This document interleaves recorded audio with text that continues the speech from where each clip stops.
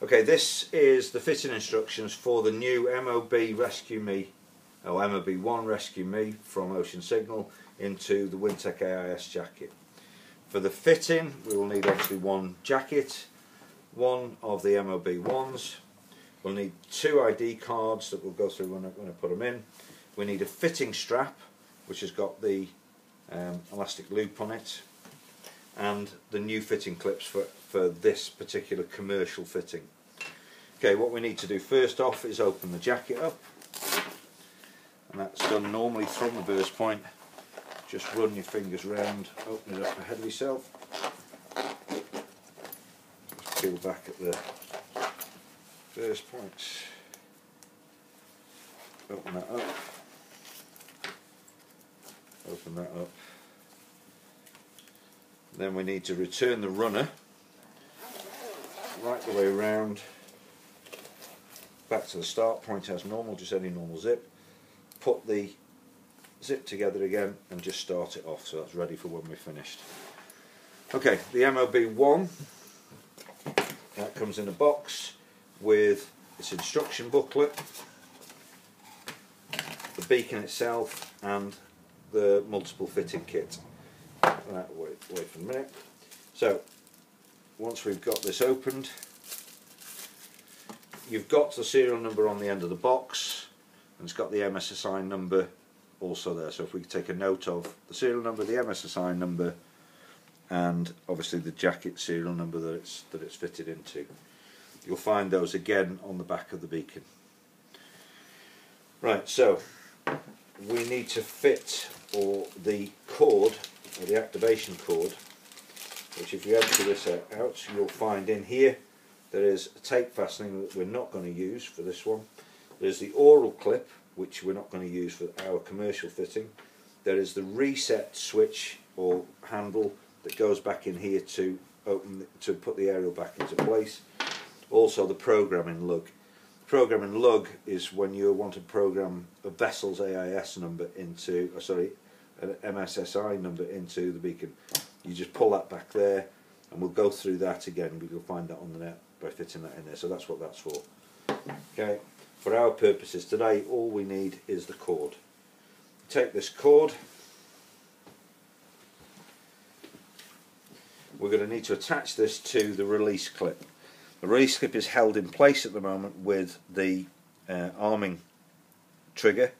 What we'll do is pull that back and very gently edge that over. We don't want to release the aerial at this stage until we've got access to this hole on the left hand side of the beacon.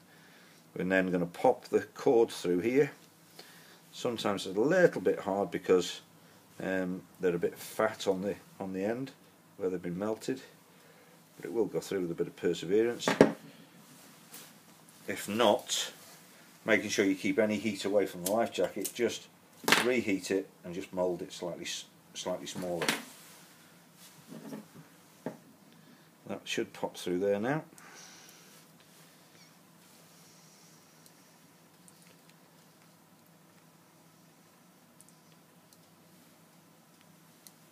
Which it's not going to do for this purpose, but we'll persevere. Just reheat this again.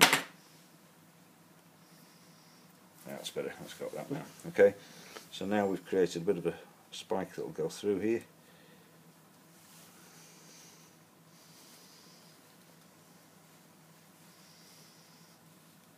There we go.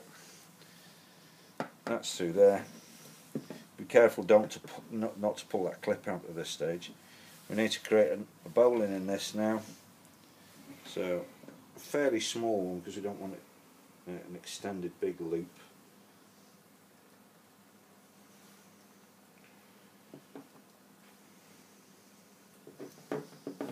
Okay, just be careful to pull it tight. Once that's in, before we pull that tight, return the clip back centrally, put the locking piece in. That's now won't come out, so we can pull that tight. And that's fine. So that's what it should look like there. Okay, so we've got this long length of cord on. Now we need to attach this to its fitting strap. You'll see in between these, if you keep the poppers facing upwards, you'll see this fitting strap here, Velcro strap. We just take that off there, get your fitting clip, and it can be either way. It can be that way. We're not using this at all. It can be that way or that way. It'll fit whichever way it goes. We'll pop this through the back of the clip.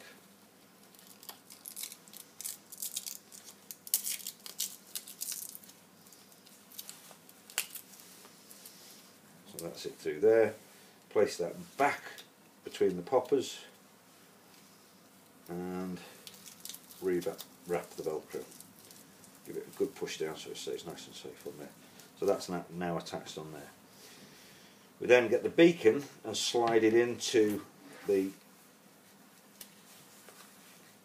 collar that's fitted on the lower part of the clip.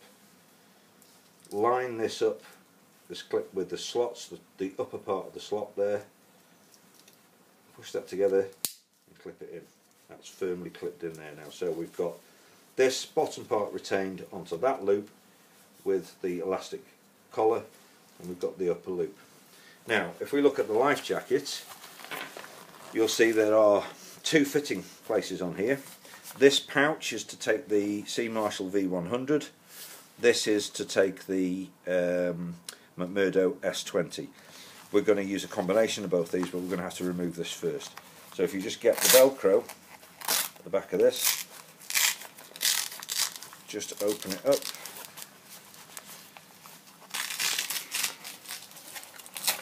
Pull it out, take that off. You can now discard this. We don't need this for this jacket. What we'll do is now with this is we will open the upper popper on this, place it through the upper loop, bring that back down and clip it into place. The bottom loop we'll put the Velcro back through as tightly as we can, push that through and make sure the Velcro is nice and tight. So that now is the beacon fitted. You can move that much, but that's permissible. That. Okay, so we're going to have to now attach this to a strong point on the life jacket, and the strong point we're using is on the actual harness connection, the plastic lug here. What we can do is we can access it from inside here. Now, because the life jacket originally was folded this way, that would hide the beacon. We're now going to fold it underneath. Remember, fold these life jackets, don't roll them. That will give us access to the fitting clip here, or the harness clip. Take the other end of the cord that we've attached to the release mechanism on the beacon, pop that through the cleat on the life jacket,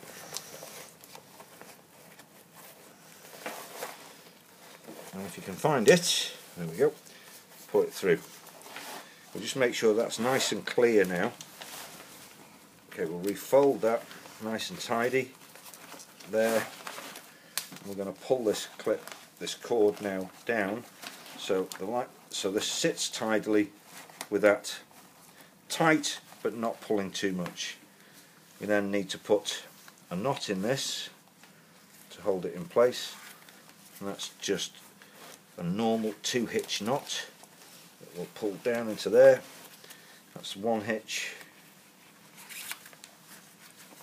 and a second hitch. That's now fastened down into that cleat, and you can see it's pulling on that slightly, just to, so you don't want any slack in this, but it obviously doesn't want to be so tight that you can't pack the jacket again. The remaining length of this cord, what we have been doing is just wrapping that up and tying it off.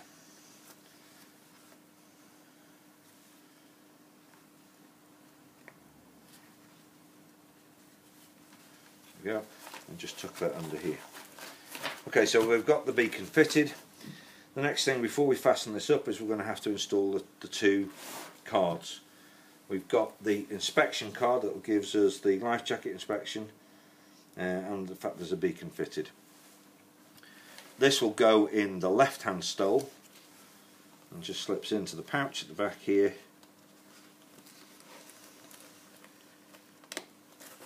Just folds over. That's that one done. And we get the the owners and company name. For this purpose this is hire and WFE safety because this is one of the hire fleet. This goes into the right hand stole, right way up. Just making sure it's tucked in so it can't pop out. That's it, all nice and tidy in there, and you can see that's in there now. Just square that up a little bit. There we go. Okay, so those are the two cards fitted. Okay, we need now to fasten the jacket up. We've already started the zip because we brought that back originally. Just need to make sure when we start the fold that this is still nice and tidy, that this window is not covered by anything we've tucked underneath here, so we can see the activation head through the back window. There. Again, fold this neatly, turn it around slightly, and we'll start the zip. Just come up to there, just make sure, this is the important section, is just to make sure this is all sitting square as you're putting it together, and the beacon can be seen in the window. Come back up slowly, past the burst point. When we got the burst point in place, we just covered it with the Velcro. We can check in here, and we've got access to seeing the two green marks on the activation head. Making sure that we tuck everything in as we go, nice and tidy. We're not catching the bladder in the zip at all the way back round, past the burst point, put the Velcro on, all the way down, right to the end of the zip. Okay, we are just going to make sure that the burst points are in place, so just make sure it's in nice and tight, that there, and this one is in nice and tight and rubbed it right on, so that's fine, that's it. We just got the zips to tuck away, so we just get the zip, just pinch it together, pop it into the hole there, and just let it roll back on itself when you push it in with your fingers. And that's there, is out of the way. Same with this one. Get the two tails, pop them in, get the runner, just use the runner as like a needle to push that in to the hole.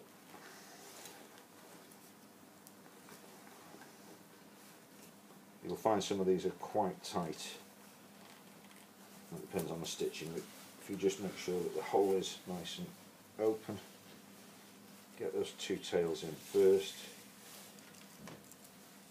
and just roll it in nice and gently, and it should hopefully go in. That's it, it's going in this time. There you are. It's just being neat with this, not trying to stuff it in. Okay, so those both zips are back in. Life jacket is all zipped up, Velcro's checked. We can see the green indicators on this arming head. We can see the beacon clearly. We can see that it's in the safe position at the moment. We've got both cards in, and we can see the inspection window. We can see that at the back. That's now ready for issue to the clients. When the client gets it, they'll be expected to arm it. Now they will do. I'll go through this, but we'll do a separate arming video. But I'll do the arming of this while we're at it. The arming is done through the side zip by the beacon. Open that up, push the arming red tag down, zip that up. Now that now is ready for use. Thank you.